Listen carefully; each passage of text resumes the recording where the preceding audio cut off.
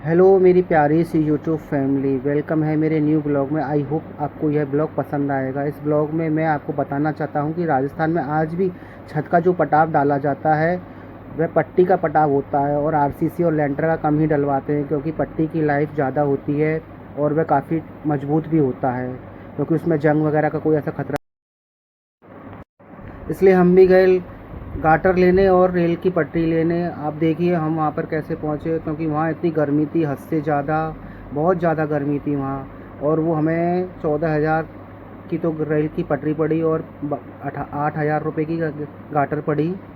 और आप भी देखिए उसको हम कहाँ से लेके आए, वहाँ बहुत ज़्यादा गर्मी थी। रेलवे यार्ड का यार्ड था, वहाँ से हम लेने गए उसको।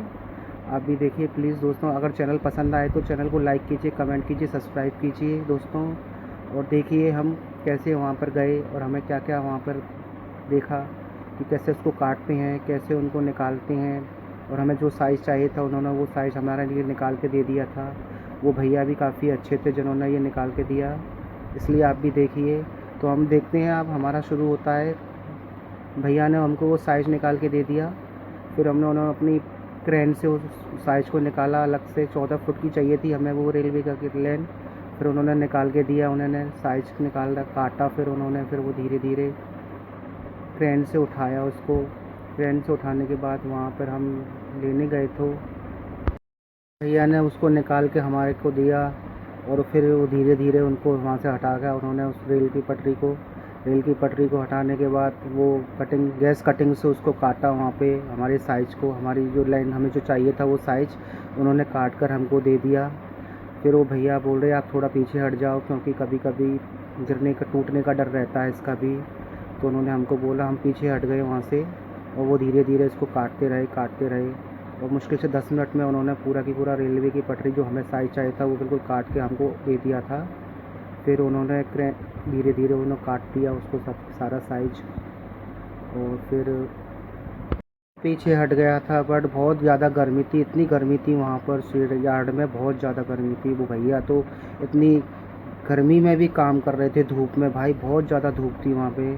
मेरे तो पसीना पसीना सा हो गया था पूरा शरीर, क्योंकि बहुत ज़्यादा गर्मी थी। वो भैया कैसे काम करते हैं मेरे को भी नहीं पता, बट हम भी करते हैं काम लोहे का, बट हमको भी इतनी गर्मी का एहसास कल ही हुआ।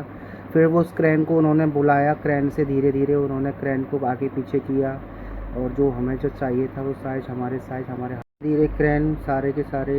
बहुत ज़्यादा धूल उड़ रही थी उस टाइम पे भी, आप देख सकते हो कितनी धूल उड़ रही थी वहाँ पर। फिर वो क्रेन धीरे धीरे हमारे साइज़ को लेके आगे बढ़ी। फिर आगे आते आते आते धीरे धीरे फिर उसने उसको भाड़ा गाड़ी में रख दिया।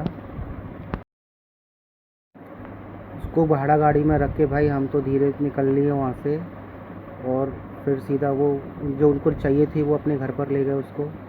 और आई होप अगर आपको ये ब्लॉग पसंद आया हो तो लाइक कीजिए, कमेंट कीजिए, सब्सक्राइब कीजिए दोस्तों।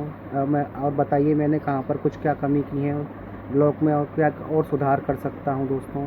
प्लीज़ कमेंट करना। राधे राधे, राधे राधे, हरे कृष्णा। चैनल को लाइक कीजिए, कमेंट कीजिए, सब्सक्राइब कीजिए दोस्तों। ऐसे ही ब्लॉग देखने के लिए मेरे को ज्वाइन कीजिए। दिल से शुक्रिया वीडियो वॉच करने के लिए।